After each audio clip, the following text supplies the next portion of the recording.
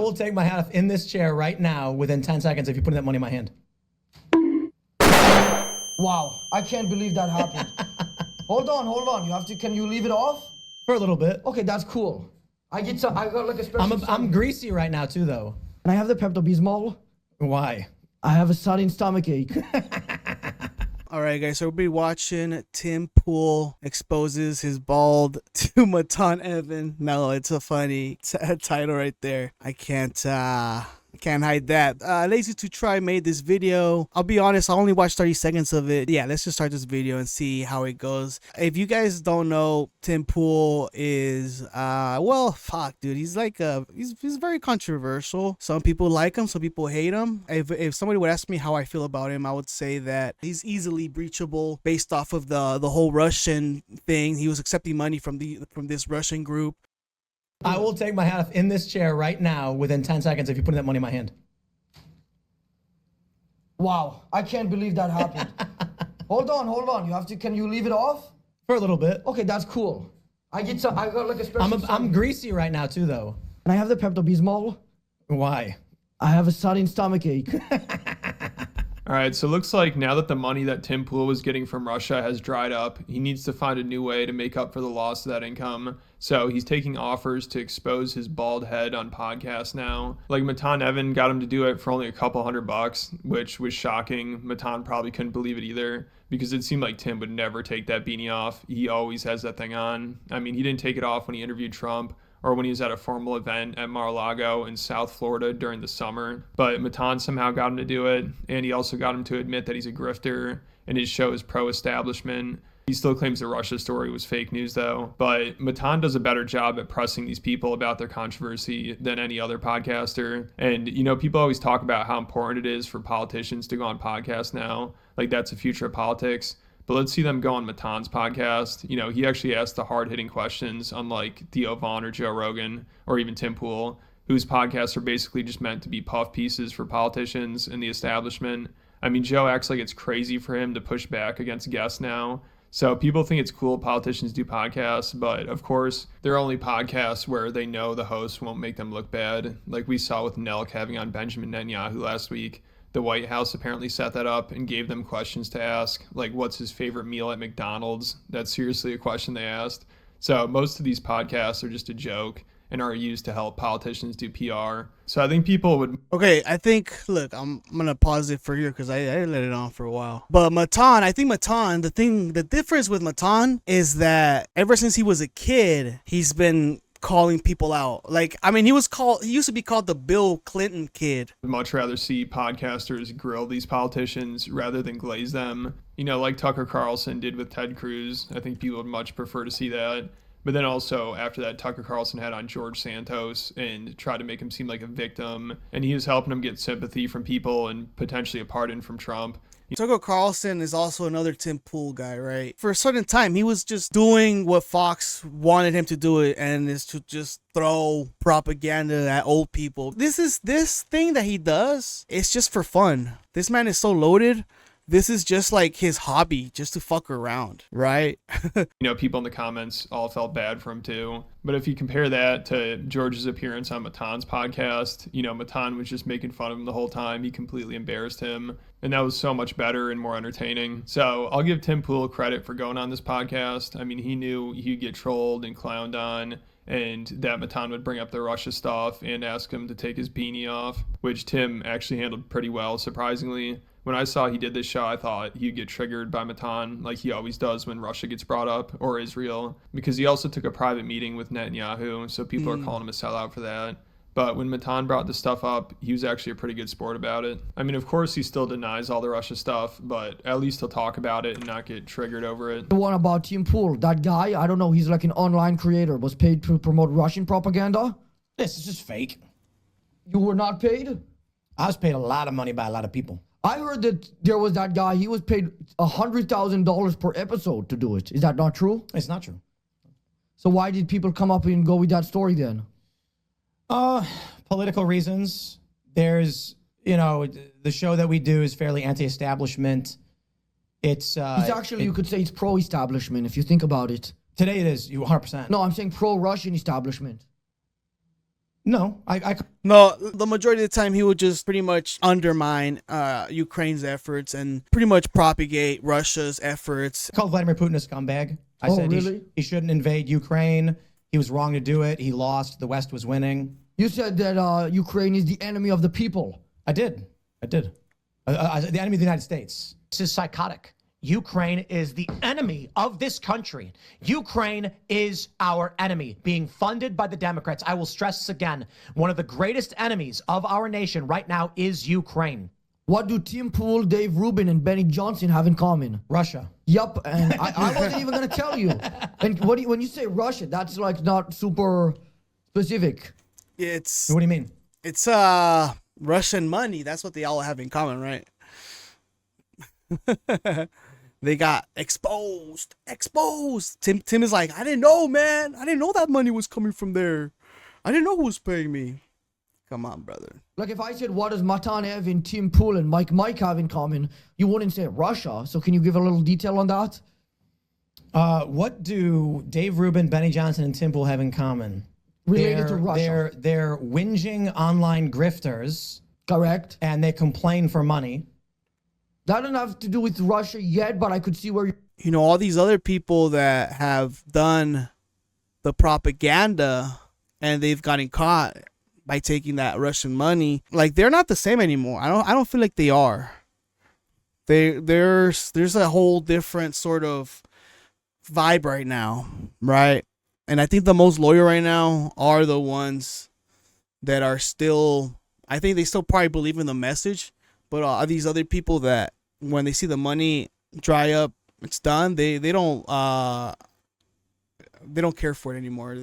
They're done talking. you're going. Grifting. How many rubles do you have? I don't have any rubles. You don't? Mm-mm. So they paid you in cash? Who paid me in cash? You know who? I actually don't get paid from anybody. I wasn't really thinking about Is it. that why Ben Shapiro didn't like the movie, maybe? It's possible, yeah. He might have a little bit of bias. Yeah, certainly. I mean, for obvious reasons, he loves Israel. What are the obvious reasons? He's Jewish. He's the devil? He's Jewish. We're saying the same thing here. You're just... it's semantical at this point. So Matan might cost him some Israeli money now too. So Tim, he might have to start revealing that bald head of his more often in order to pay the bills. You know, because it's been rough over. I love how 2lazy2try, he's got the new updated version of the George with the toupee. I used to watch Seinfeld when I was younger, man. I think I watched the whole thing. I think I watched all the episodes, man. The past few years for him, like losing the Russia funding, and now he also keeps complaining about how much he hates his job and how he doesn't get paid enough and how people don't appreciate him enough. The guy just seems miserable. Like fighting the culture war, it's really draining. I think we need to be more thankful for those that serve in the battle against the woke mind virus. You know, Tim's making a lot of sacrifices for us, so make sure you thank him. I get all the flack for it. It's not a fun job. It's the best job in the world.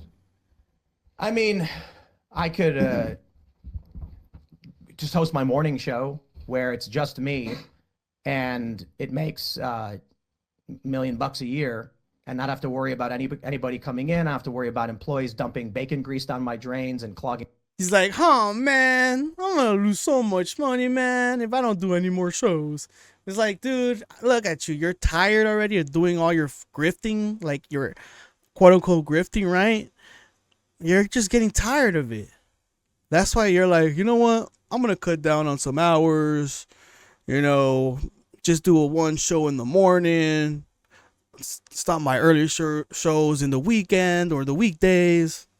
You're sick of your own bullshit. What it sounds like to me. Up our septic system. I don't have to worry about getting swatted 15 times and getting death threats all the time, and then having people accusing me of trying to rip them off to make money because people come on the show and like don't respect the space or whatever. Like, man, it is stressful. I was just talking about how people come in here and they just vape, despite it's wild, dude. Hey, here's the thing, Tim. You should tell people that. You should be the alpha, as you say you are, right? And be like, hey, there's no smoking in my studio, dude. Come on, please. Like for right now, can you not do it? You know, like I myself, I wouldn't care if they vape, right? But if I would, if they were to do something that I wouldn't want them to do, I'd be like, hey, you can't do that here. Have some authority, Timmy, and tell people, hey, don't do that. You know, don't do that right now. Can we just not do that for a bit? You know, maybe later on you could get a smoke break or a vape break after. You know, we could carry on, and that's it. But Timmy ain't a he's a little beta boy, a little soy boy. That's the thing. That's the thing with Tim. He ain't gonna tell nobody. It's absolutely fucking wild. And now also to make things worse, Tim is nervous they're starting to lose the culture war after the recent South Park episode making fun of Donald Trump. You know, Tim did not handle that well because he's a big South Park fan, so he's really struggling with this. And eventually he came up with this theory to help him cope over it about how the South Park guys didn't really want to make fun of Trump, but Paramount just kept offering them more and more money until they eventually sold out and agreed to make fun of him. And also Tim made a bunch of other tweets and videos about this. So it's just been making him sick, literally. Like when he went on Matan's podcast, he's about to throw up. So they had to bring him Pepto-Bismol. They've been talking about how they need a liberal Joe Rogan forever. I'm willing to bet that these prominent liberal billionaires and corporate types were like, listen, why do people like Joe? Because he's edgy, he's off the cuff. He'll say things you're not allowed to say. How do we do this? Well, Colbert. Well, how about this? How about this? Right now, Joe Rogan doesn't like Trump. In anything, he's denouncing Trump right now. His support for Trump, and Trump and all these other podcasters probably gave Trump an edge to win the election. I think they've said it also. Like they said, like, hey, I think we might have swung the election because we had him on the podcast. And right now, I think Tim Pool, everything he believed in, he thought that like, hey, you know, South Park ain't woke. And now it's like sort of, oh shit, now he's attacking the guy that I like, right? Which is like also the same thing for the boys too. At first, they were attacking the liberals, and now and then in the second season, they started to attack the conservatives, and then they were like, what the fuck? They're like, hey, what the hell, man? That ain't, like, they're attacking us. And it's like, dude, like, that shit, like, I don't think liberals or, like, I think it's more on the conservative side. They're like, they're the biggest snowflakes I've ever seen. I think as a whole, I think there's also, you know, I think it might be just the overall. I don't think it's I wouldn't say in the general conservative, like left wing or the right side. I think it's like a certain part of the left and a certain part of the right. They are the most outspoken, and it makes it look worse than it is, but you just can't listen to them.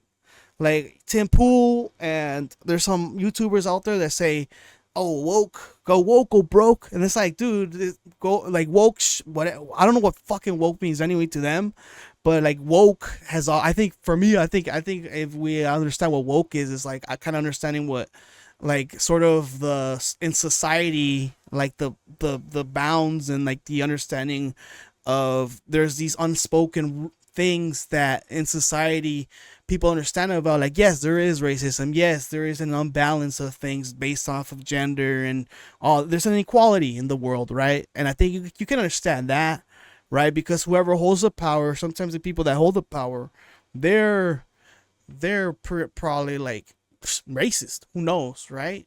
Or they're biased towards their own race, or it could be like that, right? There's like, you cannot say also that isn't possible, because that is a certain thing that can be possible, or you know, it's a certain problem that can happen in society. This society or this world ain't like perfect, where we don't follow hierarchies. Ain't it? Colbert is straight-laced and boring. It's on the nose. The South Park guys, $300 million per year they got in this deal. Wow. How does something like that happen? Here's my vision. They go to Matt and Trey and they say, we want you to go full-time South Park, mock Donald Trump, make him look bad. And they went, why? No, South Park has always been increasing in value. Comedy Central died. That was their most valuable freaking piece of art, basically. And they were like, we will pay you a lot of money. What's a lot of money? We will give you $30 million a year. We don't need $30 million a year. 50 million a year. Guys, we're rich. We don't need 50 million a year. Okay. 100 million a year. Like, honestly, what am I going to do with that? How about we give you 1.5 billion over 5 years? And then Matt and Trey were like, really? I imagine they were like, what do you want to do it? We want shock content that mocks Trump. I don't know, give me $1 billion. You know why it's cost so much? Because HBO bought it previously. And HBO is also, I mean, they're worth a lot of money too. And what Paramount did is try to buy like basically the streaming rights for it too. Like all the episodes and everything. $1 billion done. And they gave him $1 billion. Now, I don't know if that's actually what happened, but it seems pretty obvious. The only problem is they're phoning it in. Yeah, can we bring the Pepto-Bismol? I'm going to throw up. You're going to throw up? It's not a bit. I actually am going to throw up. You're going to throw up because I'm hitting you with such hard questions? It's true, yeah. I think it's because I ate a bunch of bacon. A bunch of bacon? But you're raw bacon. What the fuck are you talking about, dude? Nah. He's disgusted by himself. I don't know. Let me know what you guys think of that. And then when Matan tries to get Tim to take his beanie off, he brings up one of the only other times we've seen him without it, where some guy ran up to him and took it off, which I don't agree with, but Tim's response was hilarious. He says he wears a beanie, not because he's bald, but so people don't recognize him. I guess when he's not wearing a beanie, I would imagine, because when he's wearing it, that's how people do recognize him. Everybody knows him as the beanie guy. And then also at some point during this, Tim said it was part of skateboarder. Tim disguises himself by taking his beanie off. That's crazy. I mean, I think that's what I heard right now. That's my understanding. In hipster culture, like that's really the reason why he wears it 24/7. And I'm sure most of those people get annoyed by the fact that he wears it all the time because now it's just associated with him. It is true. Like, if I'm not wearing the hat, my people don't recognize me. If you're not wearing the hat? Because, yeah, people don't So that's the exact opposite of what you said back in the day. No, that's what I said. That is some BS right there. That is some BS. Look, man, I'm not bald. I myself, if I grow a significant amount of hair, any way you kind of look at Tim Pool, you're gonna know if it's Tim Pool or not. Beanie or no beanie, that fool cannot grow hair. The only way he could look different is if he did grow hair. If he had like some Jay, so Jay Silent Bob, Jay has long hair. If he had like that kind of hair, then you wouldn't recognize Tim Pool. But if with beanie or no beanie and then looking like that, here of course you're gonna recognize him. That's fucking crazy. He's trying to guess like all of us right now. No, you said that you wear the hat so these motherfuckers don't recognize you on the street. No, that's backwards. I wrote down verbatim what you said, word for word. Oh, you're backwards. No, I'm not. So there was a protest in Boston where this guy pulled my hat off. Yep, that's what I'm talking about. I got super triggered. Yeah. But it wasn't because he pulled my hat off. It was because this Antifa guy took a swing at me.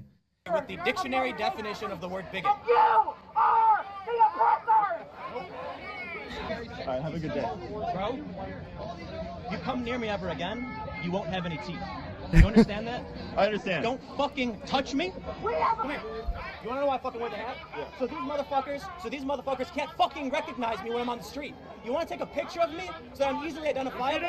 There's no photos of me without them. Well, you look way more conspicuous and like recognizable walking around in a jacket and a beanie in the summer, right? That's what. It's like super obvious. Like this man, look, he's so insecure. He was. I mean, maybe this is the first steps. Like since we watched since the beginning, like he actually revealed his bald ass. But I think since the beginning, like since a long time, since the longest, he's been self-conscious about his baldness. It's like Keemstar too. Like I think like a lot of these guys, they just they're still young. Like I feel, well, I mean, he doesn't look like, he's like 50 or anything like that. Like he's like what, in his 30s maybe 40s, early 40s, and he's like he's facing male pattern baldness. He got the Costanza right now, right? Without the but without the the cap, without the what do you call it, the toupee, right? And then look, Tim right now, he's got money. Go to Turkey and get that shit fixed. You got money, dude. You got that. like the thing is like, did he like kill all of his Russian money that he got, and what was he doing with it, right? Like, if I was him and I was self-conscious about my hair, I would have gone to Turkey and gotten some hair, bro. Honestly, that's it. That's my point. So you want to be recognized with the beanie on? Well, I do that when I'm doing events where I want to be recognized. Can you stand up, please, with us and put your hand on your chest? No. You can't do that for the army? For the No. army. Why? You know where I'm going Because with it, huh? you're going to say something about Israel. No, I was gonna say, everybody, please stand up, put your hand on your chest, and please remove all your hats. So can you do that? Nope. And can you tell me why?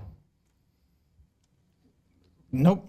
You can't tell me why? I can't. And then after this, Matan eventually gets him to take it off, which was really surprising. Matan definitely didn't think Tim would do it. He kept saying there's no way he'll actually do it. So he must really like Matan, because obviously he never wants to take that thing off. And now that he finally has, this clip is going to go viral, and now everybody's going to be able to recognize him. But Tim handled this podcast. He like he looks like the guy, the creator of King of the Hill. You know that what's his name? Mike Judge. Or oh my god, you know who he looks like? Homer Simpson, the voice actor. Oh my god. Dan? I don't know his last name. You know? Dan something. My god. That's who he looks like, dude. Look, I mean, those are the first steps. Hey, first steps. He's like he's owning his own baldness right now. I think we should make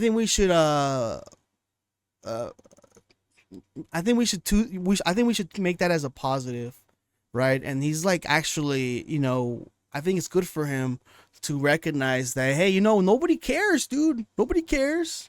That's just shit. It's like we're all adults here. I mean, we've seen already like bald people, right? And we respect some bald people out there. Doesn't matter. Much better than some comedians did, like David Lucas. So it was definitely surprising that Tim actually wasn't that bad during this podcast. But if you want to hear about how he's been imploding over the past few years, I've been covering that over on Patreon. I also talked about how when Miley Yiannopoulos was on his podcast, he trashed Dave Rubin for taking Russian money, and he forgot Tim was part of it, so Tim got really defensive, and it was just really awkward. And there are over 140 other exclusive videos on there, so it's definitely worth checking out. I'll put a link in the description. So here's my final thoughts, guys. I think for the most part, well, here's the thing, okay? Tim Pool, I don't like Tim Pool. And I thought the first time I saw Tim Pool, I didn't think he was an honest guy. He didn't seem trustworthy. You can't trust a guy not taking his beanie off. Like, Tim Pool's the type of guy to go to the pool. Go in the pool, right? Go in the pool with water. You know, you're in that water and he doesn't take his beanie off, right? I can't trust a guy who doesn't take his beanie off at any occasion. Imagine you have your wedding night, and this guy he's on with his beanie and he looks all formal with a suit and tuxedo on, but with a beanie on. Right. Oh my god. But maybe I think this might be his first steps, right? His baby steps.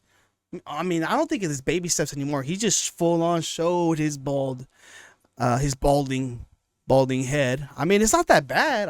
I thought it was gonna be like in the I thought it was gonna be like in the scene of SpongeBob with, you know, the King Neptune showing his bald ass head, but it wasn't like that, you know. Did I feel like I got splashed by the Men in Black thing? No, I didn't. Like, it's fine. I think Tim Pool, though, I still don't care about him. I still don't like him. His reasoning, his explanation to getting Russian money is so stupid. It's like no fucking no person with critical thinking and a actual working brain is gonna believe what you fucking said, or you might just be super non-caring or really like don't care about your morals than to like, you know, check on who's paying you for stuff, right? Like, or who's sponsoring you. Like what if I don't want to be sponsored like by a certain thing that I don't care about or I don't believe in. And then like they put my name in it. Like that's one thing that I'm trying to say about that is like I don't completely believe in Tim Pool, because his thoughts about, oh, I'm innocent because I was just being paid and I didn't know I was being paid for that by that person or whoever, that entity. It's like, dude, like I thought, like for you to like say that you're a guy who's like independent and you don't care where the money comes from, that doesn't mean independent. It means like you're sold out, right? You sold out. Like I don't understand. All right, guys, I'll end it here. Let me know what you guys think about this whole video. I think 2lazy2try did a great video right now. Tim Pool is certainly a guy to look out for because he's an opportunist, and whenever the environment changes politically, he'll try to like, you know, be an opportunist about it and switch sides. But anyways, I'll let you go here. Like and subscribe. Like and subscribe also to 2lazy2try, and I'll see you guys for another one. Bye bye.